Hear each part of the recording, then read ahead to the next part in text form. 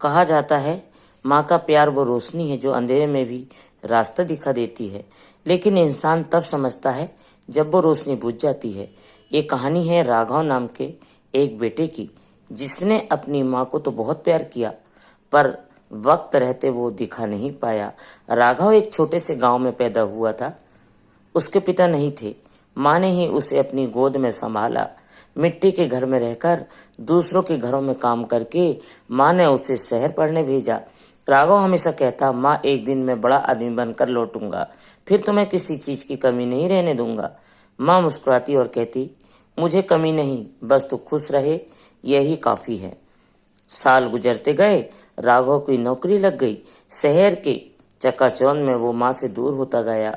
कभी फोन नहीं आता, कभी महीनों तक नहीं। माँ रोज शाम को तुलसी के पास दिया जलाकर भगवान से यही प्रार्थना करती, हे प्रभु, मेरे बेटे को सुरक्षित रखना। गांव वाले कहते, तेरा बेटा तो अब भूल गया तुझे, पर माँ मुस्कुराती और कहती, नहीं, वो आएगा। बेटा कभी माँ को नहीं भूलता। एक दिन माँ को तेज बुखार आया।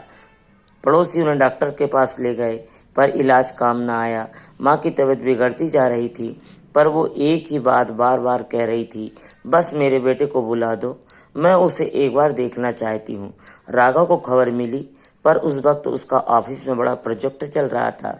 उसने कहा, मैं ठीक हो जाऊंगी, मैं अगले हफ्ते आता हूँ। लेकिन उसे अगले हफ्ते में सब कुछ बदल गया।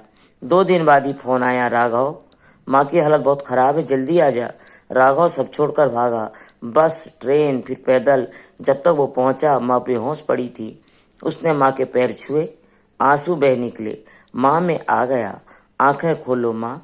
तभी माँ ने धीरे से पलकें झपकाई और मुस्कुराकर बोली, बेटा तू आ गया, अब मुझे कुछ नहीं चाहिए। राघव फूट फूट कर रोने लगा। माँ, मैं तुझे शहर ले जाऊंगा, बड़ा घर दिलवाऊंगा, अब कहीं अकेला नहीं छोड़ूंगा। माँ ने कांपते हाथों से उसका चेहरा छुआ और कहा, नहीं बेटा, मुझे घर की नहीं, तेरे दिल की जरूरत थी। और यह कहकर उसने धीरे से आंखें बंद कर ली। कमरे में सन्नाटा फैल गया।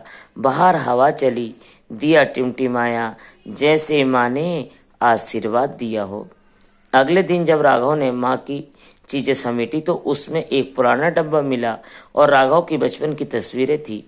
पहला स्कूल बैच और माँ का लिखा एक खत, अगर तू कभी मुझसे दूर हो जाए तो ये याद रखना कि मेरी दुआ तेरे साथ है। राघव की आंखों में झरझर आंसू गिरने लगे। वो खुद से कह रहा था, काश माँ तू एक बार और मिल जाती। कुछ महीने बाद राघव ने उसी गांव के एक वृद्धाश्रम बनवाया और उनका नाम रखा माँ का आंगन, जहां हर वो माँ रहती सके जिसे बेटों ने भुला दिया। राघव रोज वहां जाता, सब माताओं के पैर छूता। उसे लगता जैसे हर माँ उसकी अपनी माँ का चेहरा दिखता है। वो कहता, अब मैं हर माँ की सेवा करके अपनी माँ का कर्ज चुका रहा हूँ। लोग कहते राघव बदल गया है, और सच में माँ के जाने के बाद वो इंसान बन गया। दोस्तों, माँ सिर्फ जन्म नहीं देती, वो आत्मा को आकार देती है। अगर आपकी माँ आज भी आपके साथ है तो उनसे गले लगिए, उनसे कहिए, माँ मैं तुमसे प्यार करता हूँ, क्योंकि एक दिन वही शब्द आपके दिल में गूंजेंगे जब वो सामने नहीं होगी। माँ का नाम लो, चमत्कार अपने आप होगा। कहा जाता है कि माँ भगवान का दूसरा रूप होती है। वो चाहे जितनी बूढ़ी हो जाए, उसके लिए उसका बेटा हमेशा वही छोटा बच्चा रहता है। लेकिन अफसोस, बहुत से लोग इस सच्चाई को तब समझते हैं जब बहुत देर हो चुकी होती है। एक कहानी है एक ऐसे बेटे की जिसने माँ का प्यार तो पाया, लेकिन उसकी कीमत तब समझी जब माँ आखिरी बार उसका नाम पुकारा। राघव एक सीधा साधा लड़का था। बचपन में जब वो स्कूल जाता तो माँ उसके पीछे पीछे चलती। बारिश हो या धूप, वो छाता लेकर उसके सिर पर रखती। राघव कहता, माँ अब मैं बड़ा हो गया हूँ। माँ मुस्कुराती। माँ के लिए बेटा कभी बड़ा नहीं होता। दिन बीतते गए, पढ़ाई पूरी हुई और राघव नौकरी के लिए शहर चला गया। शहर की भागदौड़ में वो इतना व्यस्त हुआ कि धीरे धीरे माँ को कॉल करना भी भूल गया। माँ रोज शाम को चौखट पर बैठी रहती, आंखें दरवाजे पर। शायद आज मेरा बेटा आ जाएगा, पर वो नहीं आता।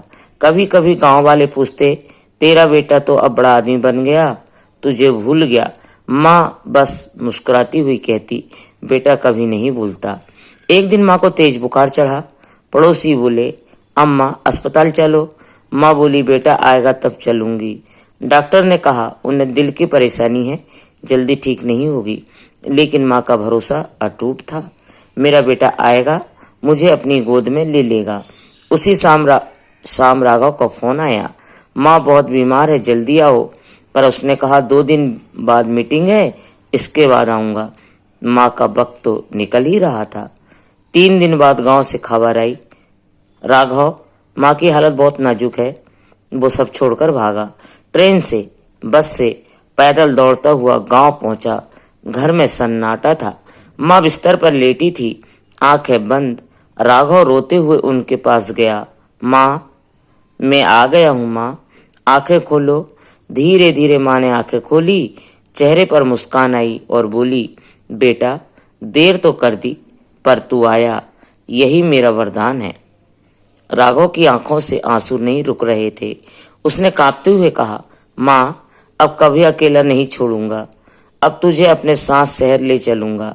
माँ ने उसका चेहरा छुआ और बोली, अब कहीं जाने की जरूरत नहीं बेटा, तू आ गया, बस यही तो देखना चाहती थी।